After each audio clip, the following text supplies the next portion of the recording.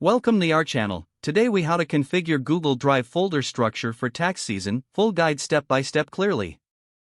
Begin by opening your Google Drive account. Navigate to the main dashboard where your folders and files are displayed. Click on the New button located in the upper left corner. From the drop-down menu, select Folder to create a new folder. Name this folder Tax Season 2023 for easy identification. Open the Tax Season 2023 folder by double-clicking it. Inside this folder, create subfolders for each category of documents you need. Consider creating folders titled Income, Expenses, Receipts, and Tax Forms. For the Income folder, store all documents related to your income. Upload bank statements, pay stubs, and other relevant income documents. In the Expenses folder, categorize your business or personal expenses. Create additional subfolders within expenses for specific types, such as utilities, office supplies, and travel. In the Receipts folder, upload scans or pictures. Ensure each receipt is clearly labeled, including the date and purpose of the expense.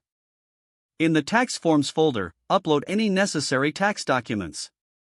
Include W-2 forms, 1099 forms, and any other relevant tax information. Use Google Drive's built-in search feature to easily find documents later. Share the Tax Season 2023 folder with your accountant or tax preparer if necessary. To do this, click the Share button and enter their email address. Set the appropriate permissions to allow them to view or edit files.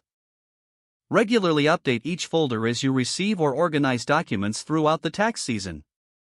Consider setting reminders to check and confirm that all documents are uploaded by tax deadlines. With this folder structure in place, you'll simplify your document organization for tax season.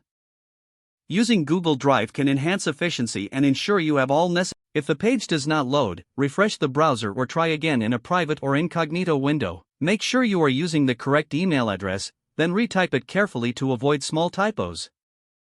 If your password is not accepted, use the reset option and create a new strong password you can remember. Check your spam folder for verification or security emails, then complete any requested confirmation steps. Enable two-factor authentication if available to improve account security and reduce unauthorized access risk. After signing in, review your profile details so your contact information and settings are accurate and current.